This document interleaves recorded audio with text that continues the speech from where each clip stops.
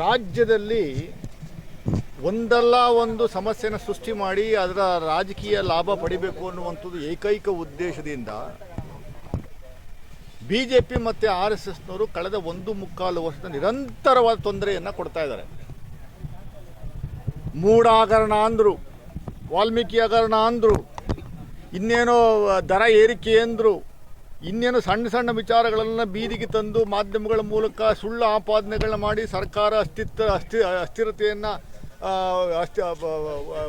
ಡಿಸ್ಟೆಬಲೈಸ್ ಮಾಡುವಂಥ ಹುನ್ನಾರದಿಂದ ನಿರಂತರವಾಗಿ ಒಂದಷ್ಟು ಬಿಜೆಪಿಯವರು ಮಾಡ್ತಾ ಇರುವಂಥ ನಾವೆಲ್ಲ ಕಾಣ್ತಾ ಇದ್ದೀವಿ. ಈಗ ಎಲ್ಲ ಮುಗಿದ ಮೇಲೆ ಕೋಮು ಗಲಭೆಗೆ ಸೃಷ್ಟಿ ಮಾಡುವಂಥ ಒಂದು ಪೋಸ್ಟರ್ನ ನಿನ್ನೆ ಬಿಜೆಪಿ ಮತ್ತು RSS ಕಾರ್ಯಕರ್ತನಾಗಿರುವಂಥ ಇರಲಿ ಸತೀಶ್ ಅಲಿಯಾಸ್ ಪಾಂಡುರಂಗ ಅನ್ನುವಂಥ ವ್ಯಕ್ತಿ ಇದನ್ನು ತೋರಿಸಲೇಬೇಕು. ನಾನು ಇದು ಈ ರೀತಿ ಒಂದು ಪೋಸ್ಟರ್ ಹಾಕಿದ್ದಾನೆ ಅವನು ಫೇಸ್ಬುಕ್ಕಲ್ಲಿ. ರಾಹುಲ್ ಗಾಂಧಿ, ಅಖಿಲೇಶ್ ಯಾದವ್ ಮತ್ತು ಅರವಿಂದ್ ಕೇಜ್ರಿವಾಲ್ ಅವರ ಅಂಡರ್ವೇರ್ನ ಹಾಕಿ ಅದ್ರ ಮೇಲೆ ಈ ಥರ ಶಬ್ದಗಳನ್ನು ಬರೆದಿದ್ದಾನೆ. ಹೆಗಲ ಮೇಲೆ, ಹಣೆ ಮೇಲೆ ಬರೆದಿರುವಂಥದ್ದು ಅಲ್ಲ ಅಂತ, ಎದೆ ಮೇಲೆ ಬರೆದಿರುವಂಥದ್ದು ಪೈಗಂಬರ್ ಹೆಸರು ಬರೆದವರೆ, ಹೊಟ್ಟೆ ಮೇಲೆ ಲಾಹಿ ಲಾಲ್ ಇಲ್ಲಾಲ ಅಂತ ಬರೆದವರೆ, ಮತ್ತೆ ಹೊಟ್ಟೆ ಮೇಲೆ ಮಾಷಲ್ಲ ಅಂತ ಬರೆದವರೆ, ಒಳ ಉಡುಪಿನ ಮೇಲೆ ಕಾಂಗ್ರೆಸ್ ಚಿಹ್ನೆ, ಆಮೇಲೆ ಸಮಾಜವಾದಿ ಪಾರ್ಟಿ ಚಿಹ್ನೆ, ಅರವಿಂದ್ ಕೇಜ್ರಿವಾಲ್ ಅವರ ಚಿಹ್ನೆನ ಬರೆದಿದ್ದಾರೆ. ಬರೆದುಬಿಟ್ಟು ಇಡೀ ದೇಶದಲ್ಲಿ ಇದನ್ನು ವೈರಲ್ ಮಾಡುವಂಥ ಕೆಲಸವನ್ನು ಮಾಡಿದ್ದಾರೆ. ಇದು ಈ ವ್ಯಕ್ತಿ ಸುರೇಶ್ ಅಲಿಯಾಸ್ ಪಾಂಡುರಂಗ ಅನ್ನುವಂಥನು ಪಕ್ಕ RSS ಕಾರ್ಯಕರ್ತ, BJP ಕಾರ್ಯಕರ್ತ. ನೆಕ್ಸ್ಟು ಅವನು ಕಲ್ಯಾಣಗಿರಿಯಿಂದ is one of the aspirant for contesting corporation election. Is ಪಕ್ಕ ಪ್ರತಾಪ್ ಸಿಂಹ ಅವರ ಬಂಟ, ಬಲಗೈ ಬಂಟ.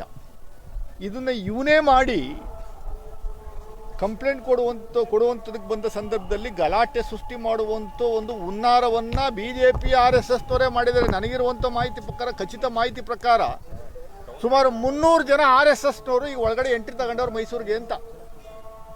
ಅದರಲ್ಲಿ ಒಂದು 50-60 ಜನ ಇಲ್ಲೇ ಓಡಾಡ್ತಾವ್ರೆ ಅಂತ ನೆನ್ನೆ ಗಲಾಟೆ ಕಲ್ಲು ಎಸ್ತಿದೆ ಅನ್ನುವಂಥದ್ದು ಏನು ಆಪಾದನೆ ಇದೆ. ಅದರಲ್ಲಿ ಬಹುತೇಕ RSS ಕಾರ್ಯಕರ್ತರು ಟೋಪಿ ಹಾಕೊಂಡು ಮುಸ್ಲಿಂ ಸಮುದಾಯದ ವೇಷವನ್ನು ತೊಟ್ಟು ಬಂದು ಗಲಾಟೆ ಮಾಡಿರುವಂಥದ್ದು ನಮಗಿರುವಂಥ ಮಾಹಿತಿ.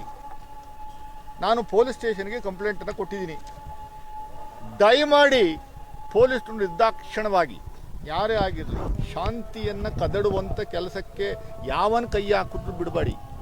ಮೊದಲು ನಾವು ಒತ್ತಾಯ ಮಾಡ್ತಾ ಇರುವಂಥದ್ದು, ನನ್ನ ಕಂಪ್ಲೇಂಟಲ್ಲಿ ದಾಖಲೆ ಮಾಡಿರುವಂಥದ್ದು, ಪ್ರತಾಪ್ ಸಿಂಹ ಅನ್ನೋ ವ್ಯಕ್ತಿಯನ್ನು ನೀವು ಅರೆಸ್ಟ್ ಮಾಡಿ. You have to arrest this bloody Pratap Simha first. Is the man who is doing all sorts of nonsense and new sense. ಇವತ್ತು ಒಳಗಡೆ ಎಂಟ್ರಿ ತಗೊಂಡು ನರಸಿಂಹರಾಜ ಕಾನ್ಸ್ಟಿಟ್ಯೂನ್ಸಿಗೆ ಬಂದು ಉದಯಗಿರಿ ಪೊಲೀಸ್ ಸ್ಟೇಷನ್ ಬಂದು ಆಮೇಲೆ ಇಲ್ಲಿ ಜಾಗ ಅವಕಾಶ ಕೊಡದೆ ಕ್ಯಾತ್ಮನಹಳ್ಳಿಗೆ ಹೋಗಿ ಆ ಹಳ್ಳಿಕಟ್ಟೆ ಮೇಲೆ ಯುವಕರನ್ನೆಲ್ಲ ಕರೆದು ಪ್ರಚೋದನೆ ಮಾಡಿ ಸಿದ್ದರಾಮಯ್ಯನನ್ನು ಬೈದು ಹೋಗುವಂಥ ಕೆಲಸವನ್ನು ಮಾಡಿದ್ದಾನೆ ಇವನು ಪ್ರತಾಪ್ ಸಿಂಹ ಅನ್ನುವಂಥ ವ್ಯಕ್ತಿ. ಇವನಿಗೇನಾದ್ರು ಮಾನ ಮರ್ಯಾದೆ ಇದೆಯಾ ಪ್ರತಾಪ್ ಸಿಂಹ ಅನ್ನೋನಿಗೆ? ಈಗ ರಾಜ್ಯದಿಂದ ಅಶೋಕು, ಶೋಭಾ ಕರ್ಲಾಜೆ ಎಲ್ಲ ಬರ್ತಾವ್ರಂತೆ.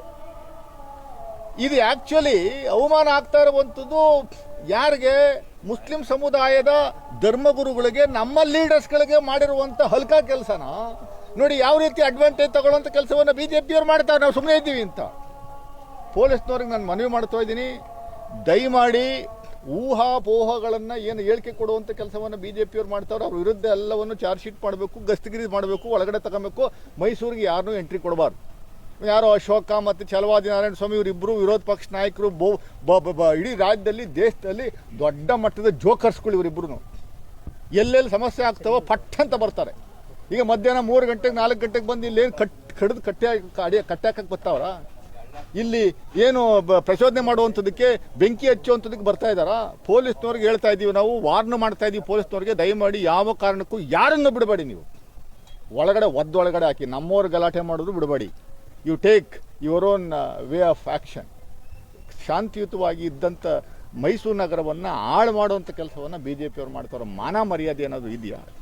ಈ ರೀತಿ ನಾವೇನಾದರೂ ನರೇಂದ್ರ ಮೋದಿ ಮತ್ತು JP ನಡ್ಡಾ, ಅವನು ಯಾರೋ ಇನ್ನೊಬ್ಬ ಅಮಿತ್ ಶಾ ಅವರು ಈ ಥರ